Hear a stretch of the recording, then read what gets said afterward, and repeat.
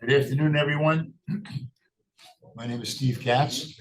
I'm a healthcare consultant, and we'll all describe our backgrounds shortly.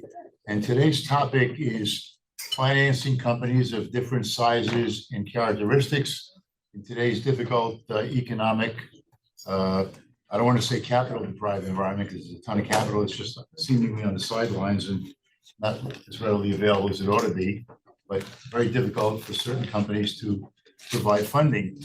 So our panel consists of 3 levels of discussion. We're going to be discussing early stage funding with a significant angel person. We're going to be discussing intermediate stage financing for public and private companies. And we're going to be discussing something called mission funding, which I learned something new in the course of preparing for today's conversation. And in one sentence, what mission funding is funding by private foundations, the general genesis of those funds being the endowment funds within the private foundations. And Norm is a bit of an expert in that space, and he'll provide us with some guidance. My panel consists of Norm Friedland, John Popke, and Lauren Chung. Pardon? Would you like me to get you some water? No, I'm good. I'm good. I had a half a cookie and it didn't go all the way down. No problem. So our first speaker will be John. And John is going to be discussing what angels look for transactionally in early stage healthcare funds. And I'd like John to just give a brief trace of his background and what he does and his relevance and his experience so that you can understand who's providing the expertise and the guidance. John. Sure. So my name is John Popke. I'm a neuroscientist by training. I've been a pharmaceutical drug developer for about 25 years. I'm currently gainfully employed with Regeneron Pharmaceuticals, where I'm the executive director. I'm here in a different capacity for Regeneron. No responsibility for anything that I do here. I am here in the capacity as a member of the executive board for MidAtlantic Bio Angels. We are a large angel investing group based here in New York, focusing exclusively on healthcare, drugs, devices, diagnostics, and digital health products. The group's about 60 strong. We have folks who cover most areas that you would need to do good diligence on a healthcare opportunity. We have drug development people like me. We have practicing physicians, IP attorneys who are used to looking at this. One of our corporate sponsors, coincidentally, is Wilson Sonsini. We do our monthly pitch meetings in this room. This is all very familiar to me. Yeah, so that's sort of this. Okay, so our first question is, what role do angel investors have in the capital raising ecosystem today? There's a couple of different things that angels do. One is pretty obvious and one is less obvious. Those of you who are used to sort of the private equity world are familiar probably with the term valley of death. So when companies initiate, they usually launch with their own private funds and then friends and family money. And then there's a space where you have to go from your friends and family around to your first institutional round. And healthcare in particular, this is true of a lot of startups. Healthcare in particular, being very capital intensive, there tends to be a gap between the end of your friends and family money, unless you have a very wealthy family, and the interest of institutions. So that's the gap, the financial gap, where angels can kind of step in. Typically high net worth individuals, sometimes family offices, and they can step in and fill that financial gap between, again, friends and family and the institutions. The less obvious thing that angels can do, it's less well discussed, is provide network and expertise. Angels tend to gravitate toward things that they understand and things that they know. And sometimes startup founders can benefit from the networks of angels who have typically been successful in that area and can help those founders kind of polish their pitch and move to the next round. Good. I think that we generally know that angel investors seemingly invest in a group representing, in your case, your particular group. They often also invest in addition as individuals side by side with the angel group, depending on the transaction. So what are the kinds of vehicles? What is the characteristics of the structure of how an angel investor group would operate and participate in a company?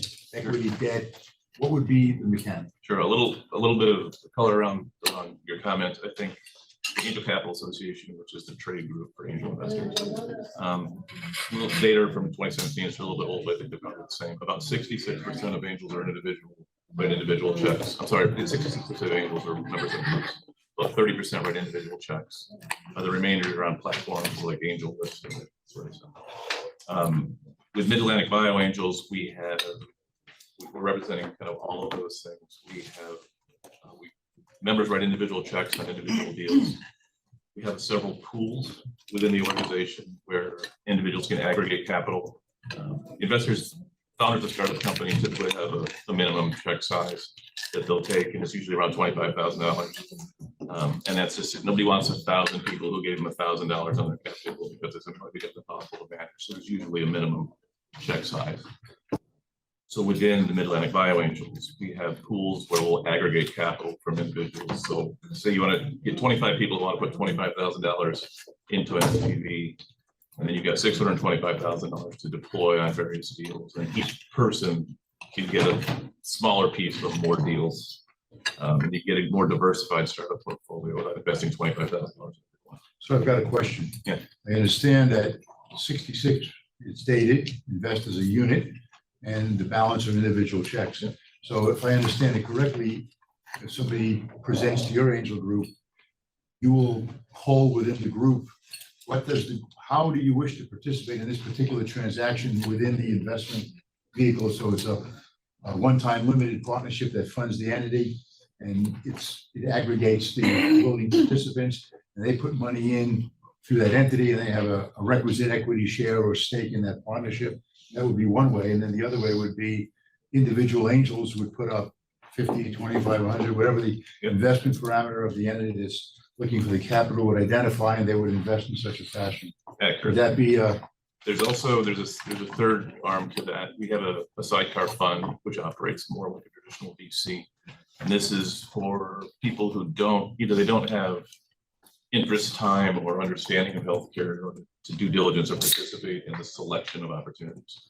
And so they can put money into that fund and invest passively alongside the angels. And it's all rules based, so it's not active.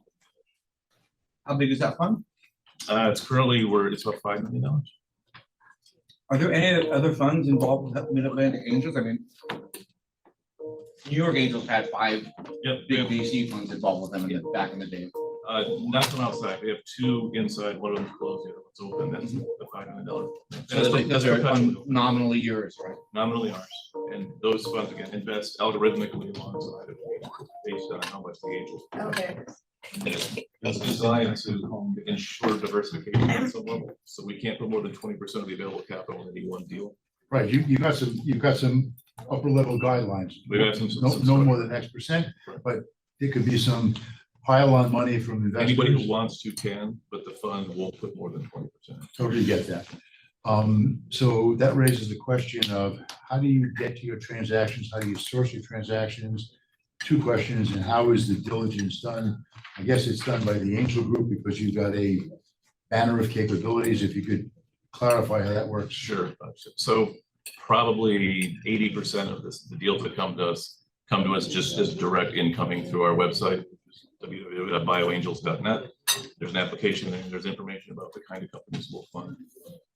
I get a lot of incoming. I've sort of deliberately branded myself on LinkedIn as an investor, and so as you might imagine, if you show up on LinkedIn waving a flag around saying that you're an investor, people call you. So I get a lot of incoming through that. That's part of it.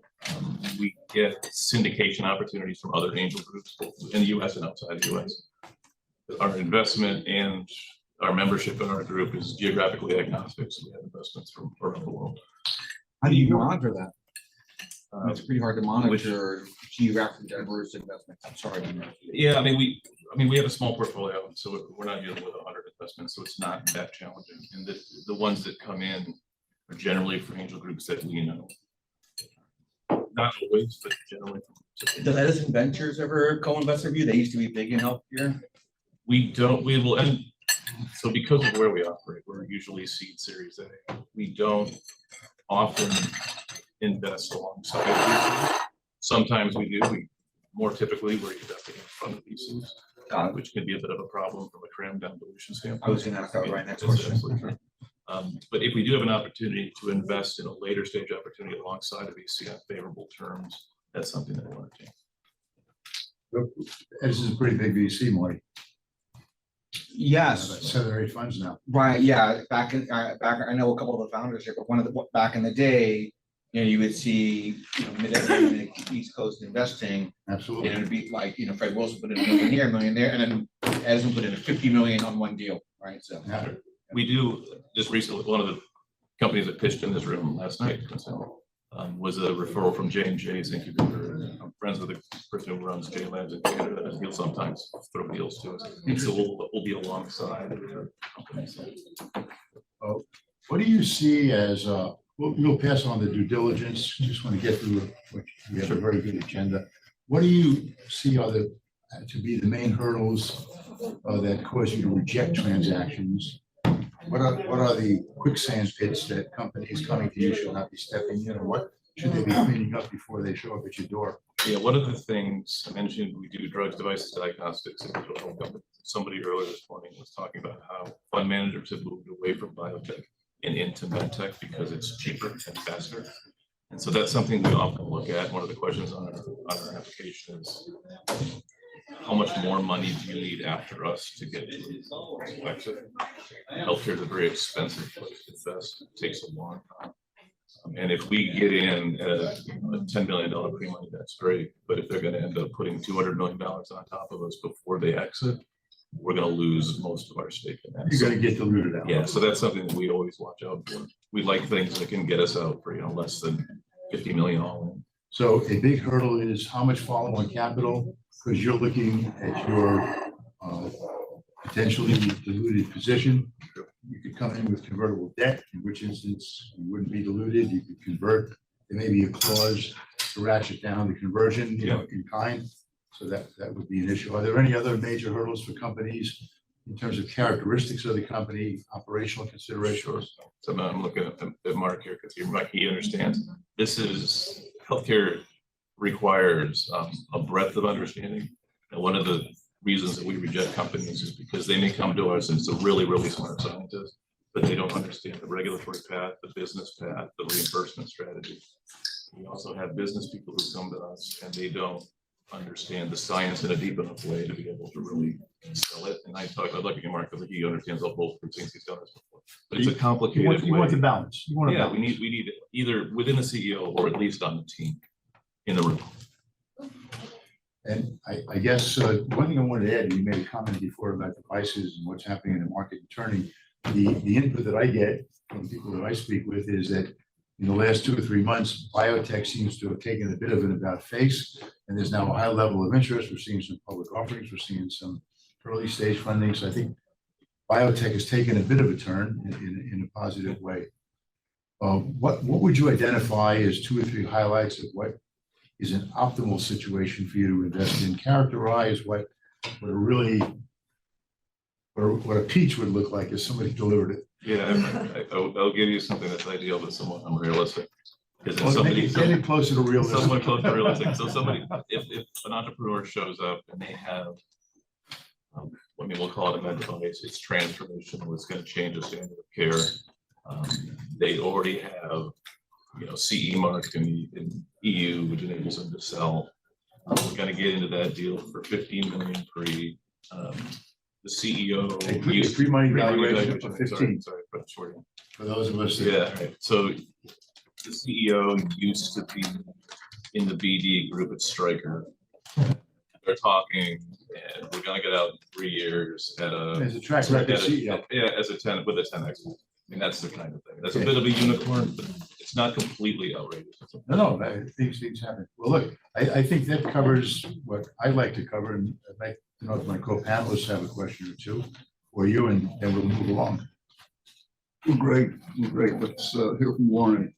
Let's move along. Lauren, why don't you describe, Lauren will speak about financing at the intermediate stage level, which would encompass publicly traded as well as privately held companies. I don't know, a mid-range band would be $1 billion and down, 500 million and down. It's an amorphous number. It's not scientific. And could you describe your background and your experience and your history, please? Sure. My name is Lauren Chung. I'm based in New York.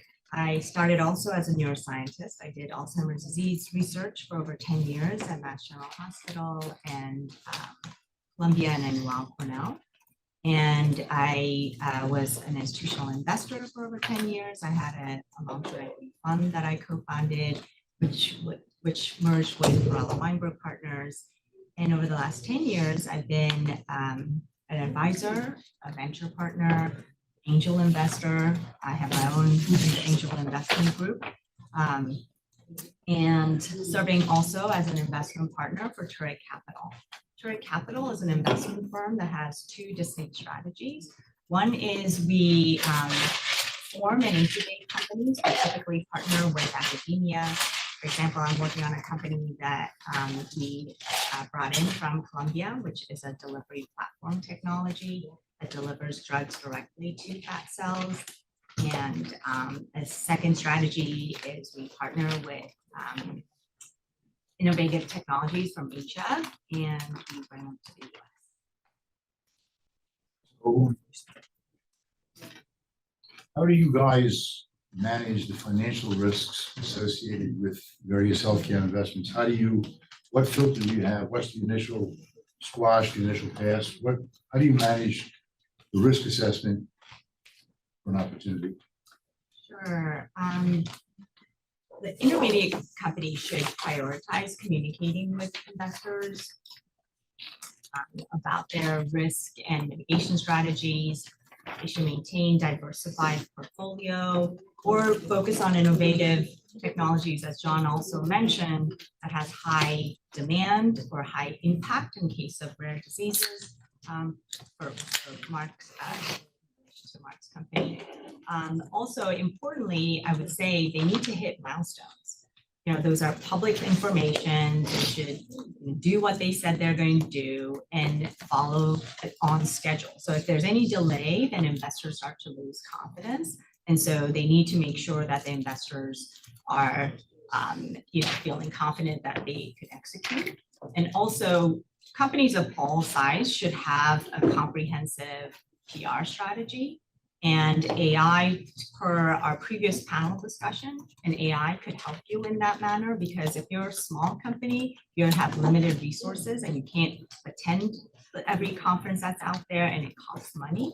An AI could amplify your message. And that could also increase your stock performance. And if you have increased stock performance, obviously it puts you in a better position to raise capital.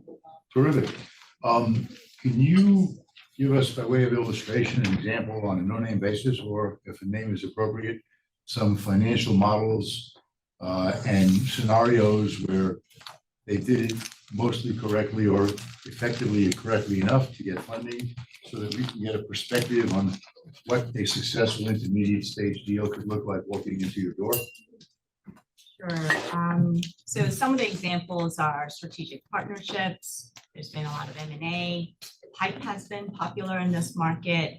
And PIPE is great because it allows the investors to go over the wall, and companies could share information. And since investors are locked in, they can't trade for 6 months. Another way is ATM. So if you have, companies that have no news for a long time, it's really hard to raise capital, but ATM allows you to sell 10 to 15% of your daily volume. So even if it's not a lot, you can raise enough to raise working capital. But if you have an event, stocks, liquid and Takes a stocks move up a lot, in an upward direction. then you can raise decent amount of money. Straight up raise is difficult to do because you have to, in this market, you have to produce inducements. And a lot of times warrants are, not exercised, and you have to also produce additional inducements to exercise those warrants. And debt's also difficult. What would be an example that you raised something very interesting? What would be an illustration of an inducement to exercise a warrant? I guess I would say I've got warrants for 20% of the company. It's privately held. I'm not going to exercise them until it's an exit. Or if it's a public company, I'm going to exercise them when it's in a big stock move. But what would be an inducement to induce one to exercise a warrant in either modality?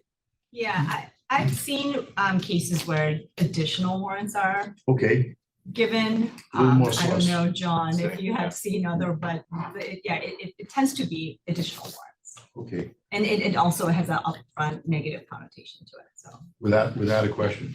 Now, because we've had a chance to speak prior to our panel, you shared with me something that I think is very beneficial for our audience, and that is that you become involved in a women's health company. I think that's interesting, novel, and valuable, and perhaps you'd like to share with us a little bit of what that opportunity is, how it came to pass that you got involved, what are the attributes that made it attractive to a senior person like you to spend time on it, or put capital into it, or to arrange for funding. Give us a little bit of a picture of that opportunity and Yeah, sure, thanks.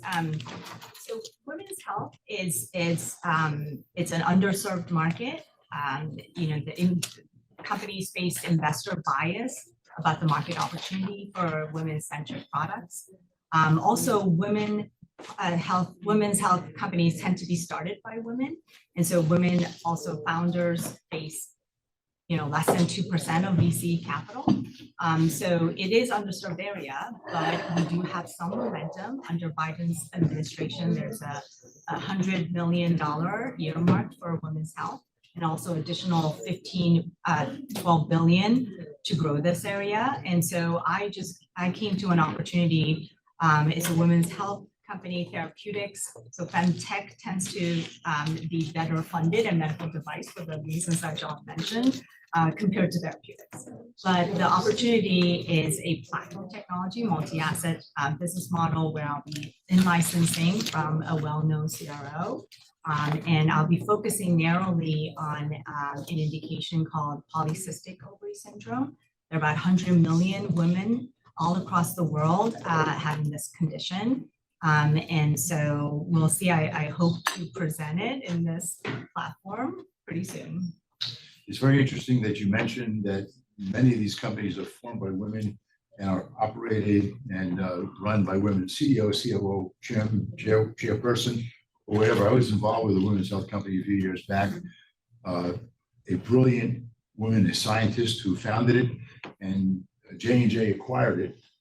And J&J went out to hire another woman CEO with the next tier up of experience to operate, because this particular CEO, while a brilliant scientist and conceptualized it, but didn't have the operating and the requisite skills to bring it to the next level. And this is about 5 or 8 years ago, J&J felt strong enough about it to go out and recruit the right profile, PS, a woman, amongst other things. So I think that's a very important point. Does anyone? I have questions. So Lauren, you do a lot of work with the Alzheimer's Drug Discovery Foundation and with Rockefeller University. You must see immense deal flow. What's that like? And can you talk about why you're doing it, how you got into it? I mean, are you the only person doing this, or are there multiple people doing it? What's the qualification? And Sure. It sort of ties to what Norman's going to discuss as well, but the Alzheimer's Drug Discovery Foundation, I've known Howard Phillip in the industry, being in the Alzheimer's research. I've done research with a well-known person who has isolated amyloid precursor protein, which is the precursor protein where the amyloid aggregate comes from. And well, we could use other industry experts for Alzheimer's Drug Discovery Foundation. What we do is we have a very well outlined process in reviewing RFPs. So I participate in reviewing RFPs on so annual or biannual basis. And we get together and we get pretty technical on the science and analyze all. So from diagnostics to therapeutics, they tend to be mostly companies that are already formed. Very rarely we see a PI produced research.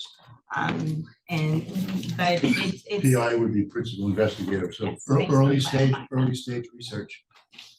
And yeah, we vote, we have industry. So in our review capacity, so we have industry people, we have investors coming from VC backgrounds, we have pharma, we also have just research scientists reviewing the document, and each RFP could be 500 to 600 pages. And we ask our volunteers to review that, and we come together and vote on whether it should be funded, or if what they're asking is valid, and if it needs modification, how it can be modified. So we get to be pretty technical, but if there are other people that have the expertise and could be helpful for the RFP process, then by all means, come to me and I could introduce you and make that recommendation. And so you're like a PhD and an MBA, you're PhD Right. in bio something or other, and an MBA from Columbia. Yes. And so, you know,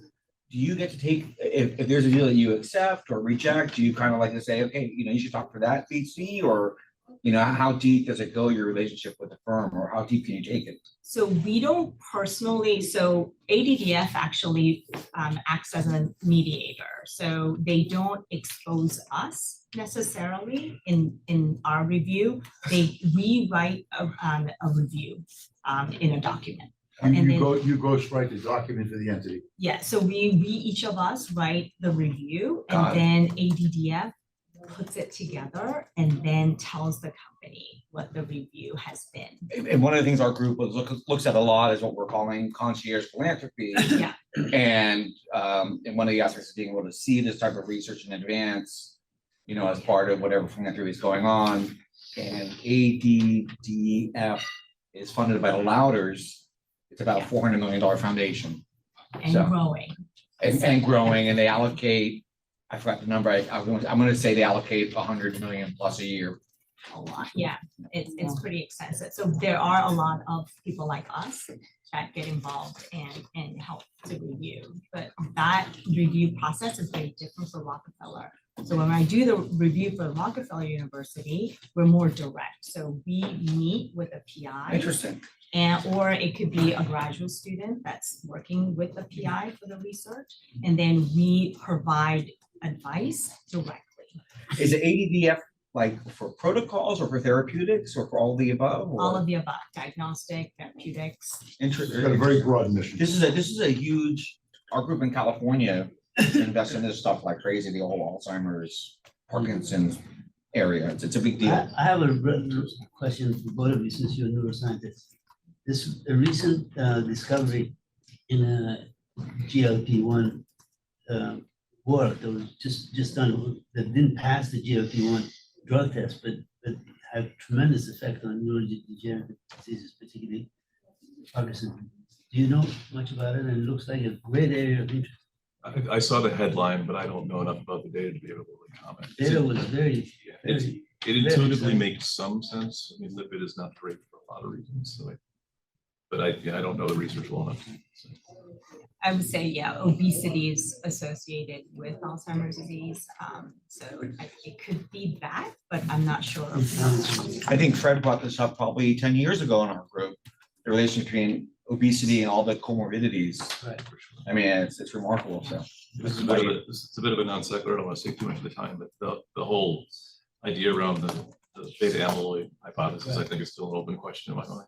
There've been a couple of drugs approved with marginal data, I so agree. we'll see where that goes. But I hope the whole industry doesn't have to turn around and start over. It's a terrible thing. So do we have any other questions from our panel, or Marty, or from the audience Try his snoring button, yep. before Norm goes on? Yeah, I had a question for John.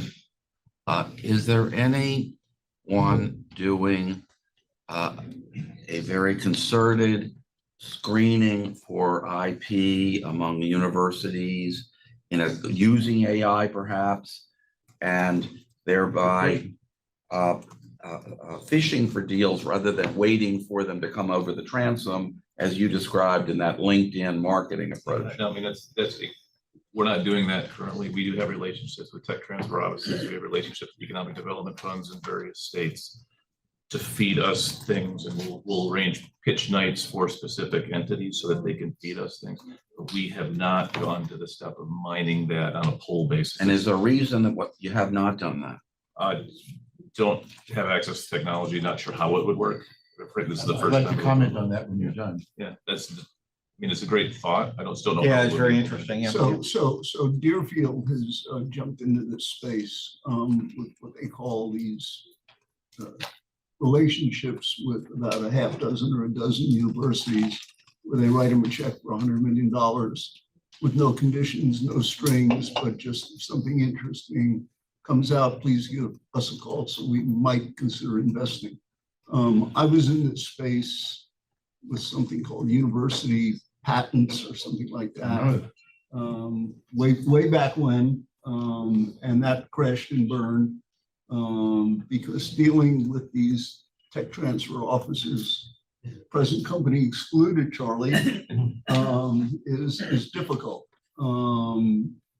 It's getting better. And often, you know, the ownership is murky. It's just a hard space to be in unless you're a Deerfield and can throw $1 billion and not worry about getting. I think fined on it. the space has become more professionalized, but finding the talent is real difficult. My So sense Norm, is if you throw enough capital at it, you throw 100 million at it, and if 80% of them go away and you get 10 or 20% yield, it's not a big They're deal. looking for one. They're just looking for one. I'd like to make some further comment on what you raised. I've worked with a lot of big universities to license technology out of the university. And what I've learned through the hardcore experience of failures on many of these transactions is they patent anything and everything. I used to work with a patent law firm that did a ton of legal work at the university. They filed patents, they filed a preliminary patent concept, and they just patented a ton of stuff. So to search it from the patent point of view, these things die within the first year, often because they look at it, they say, okay, let's get it down, and let's file it early and let's get something captured, and then we'll see if it's got merit. So the research guy or gal continues, and they say, well, it's not very meritorious, done. So to stratify from the IP side may not produce a live opportunity. I mean, you could filter it out. What's a provisional patent? You just build out. What you could filter out what are provisional patents. Yes. That 1 year to what's a fully. You're absolutely correct. You can figure the provisional is easy to filter because you say it's a provisional filing. That's right. But sometimes they skip the provisional and they go to an application, and the application can sit there for more than a year because it's an application, and they don't do any further work. They don't think it's meritorious. They don't renew, they drop it, they don't foreign on a file basis. Again, AI could help with this Perhaps. enormously, Perhaps. just based on activity. I would say perhaps. Best guess. There is an approach towards the research that's something like what the hedge funds do in terms of trying to measure out every parameter and then addressing it with all kinds of weightings. There's not that kind of They're model. analyzing a total technology opportunity oftentimes, so. Another question for John. What about returns? Is this a 1 and 100 that you're looking for, a 99 die? Or is this, what is it? Yeah, the general data on this type of investment, it's not that much different in healthcare than it is from other income spaces. But if you invest in 10 deals, 5 are going to return nothing, 3 are going to return 2 to 3x, and you're going to make all your money on the last one. The overall IRR on a portfolio of 20 opportunities at an angel space is about 22%, which is solid historically. But that's a mezzanine return for a seed stage investment. That's where I have a disconnect. How do you rationalize that? Yeah, it's we can kind of talk to the mechanics of it. If you pick better, you get a higher yield. We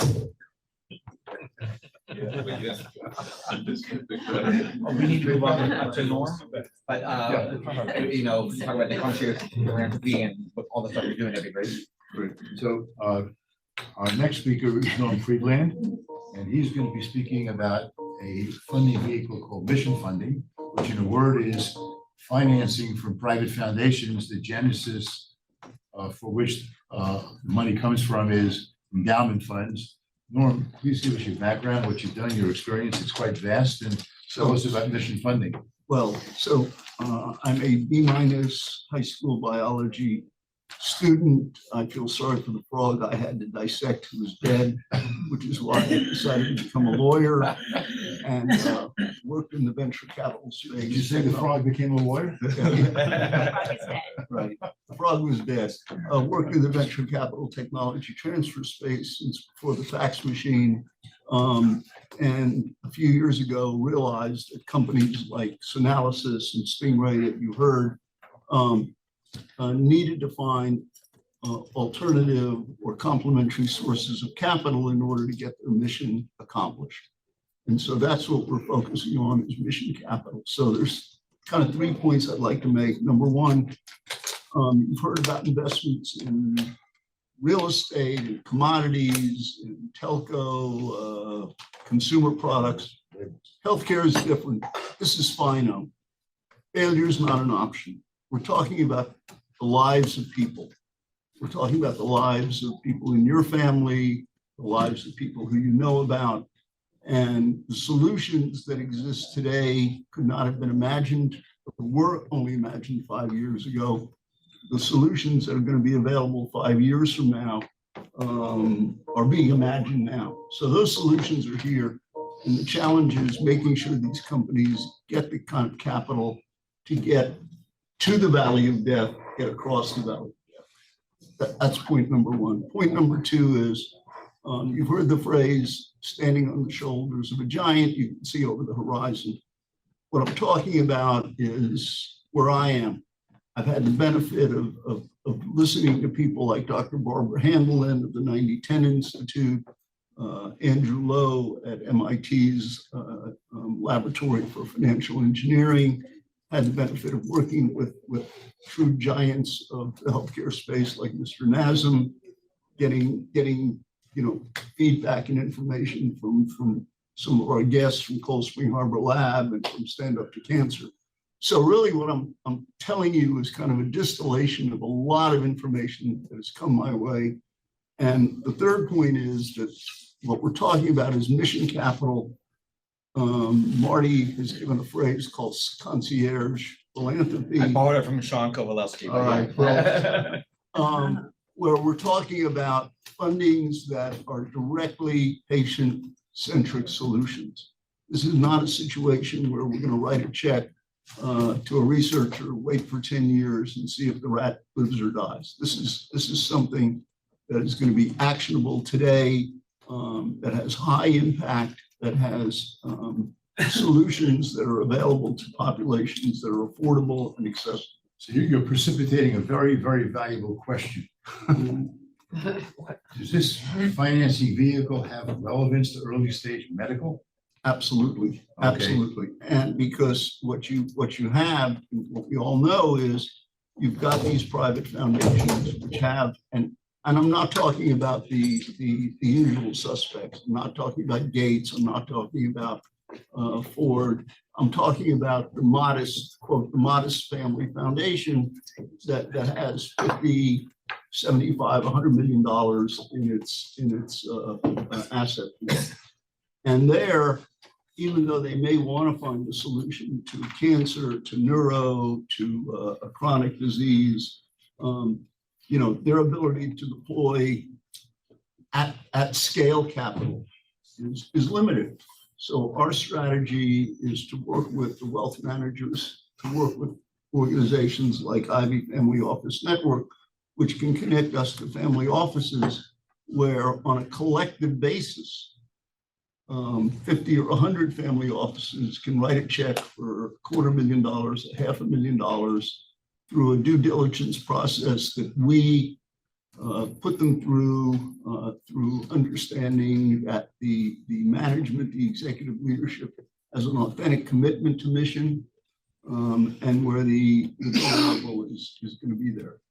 So in that regard, how do you look at, well, in that regard, do you look at beyond the relevancy of an early stage company? Do you look at parameters that other investors would use, like ROI? Do you consider that at a point in time? Well, Or ROI, is there a more socially responsible component to this? Or is well, it capitalist? I mean, the headline is mission, but ROI is important because these companies have to survive. They have to thrive. And so we're not looking at a company that's going to be giving away its solutions. We're looking at a company that has a solution that's going to generate cash, that's going to generate revenue, it's going to generate value. But the mission capital gives that company the ability to say, okay, we're going to take a little bit more time to make sure we're doing it right. Instead of using 100 rats to study it, we're going to use 1,000 rats because we're going to get a lot more information out of the 1,000 rats than 100 rats. It's not a problem if the clinical is in New York City. Right. So, but again, you know, because it's mission oriented, we're able to bring these companies, organizations like Stand Up to Cancer, like Cold Spring Harbor, and have them take a look at these companies and give them direction, advice, resources. And so, you know, 1 + 1 + 1 doesn't equal 3, it ends up equaling 33. That's the right number. Norm, Do math. That would be the goal. Norm, can you give a financial definition of mission capital and the genesis of it in 2 minutes or less? Sure. So the genesis of it is that mission capital comes in as subordinated capital to ROI investors, ROI debt or equity investors. It comes in as a long-term, low-interest loan, no collateral, no personal guarantees, with a maturity of 5 to 7 years. And it sits as subordinated capital to the ROI capital. It's below the equity, below senior debt, Below any debt. below any debt. It's last debt on the balance sheet Right. before equity. It originated from Rockefeller Foundation? It originated from Ford about 45 years ago, and they were making grants, and they were able to get the community development grants repaid. So the IRS wrote some regulations, and all we're doing is taking those regulations and tweaking them for life science. I mean, there is some history to this. John Parker at Spring Hood Foundation is doing this for a number of early stage companies.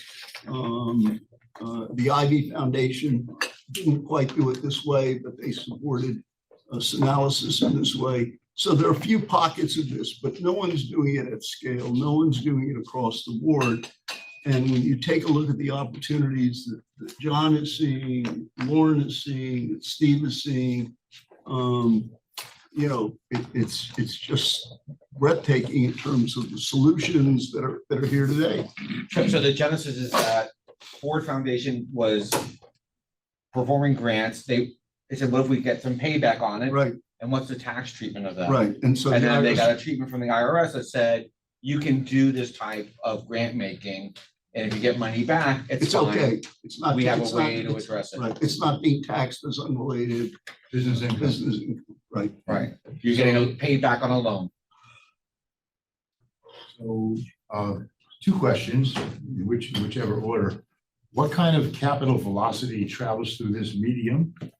And what would be some examples of companies that have gotten funding, or maybe names we'd recognize, or if you can share the names of companies currently taking advantage of this kind of funding, if it's not confidential, we can correlate to? Well, two of the companies are sitting here. One of the companies sitting here today is Analysis. You heard Mark's story. Tremendous impact in rare disease, rare cancer, but that's going to turn around to be a much broader solution. Stingray Therapeutics, which I think presented virtually, is another company in the colorectal cancer space. And in terms of the dollars, the Milken Foundation put out a report saying that they've identified about $30 billion of philanthropic capital that is interested in healthcare. And of that $30 billion, none of it is going out as in this type of investment vehicle. It's all going out as grants. It's going out one at a time. There's no real impact for any of this $30 billion. And so talking to the Milken Foundation, we're saying, look, let's get this thing organized so that we're talking about really at scale amounts that are available to these At companies. scale means a Sufficient granular, amount. significant, meaningful amount. And let me just comment on a previous presenter about the royalty funding. Mission capital could be a source of this type of funding, because it's not looking for a 3x return or a 5x return. What it's looking for is let's get this mission accomplished. Let's get our money back, but let's get the money to these companies today, as opposed to 3 or 4 or 5 years. So they're willing to take the risk that that drug might not be licensed to Eli Lilly in 3 years. But they're willing to take the risk of, okay, let me buy a potential royalty. So we ought to, we can share that with you. What's your check size? Excuse me? What's your investment size? Well, to do this, we want to put together a fund of about $150 million. Because what we want to do is a portfolio of drugs, particularly in the pediatric space.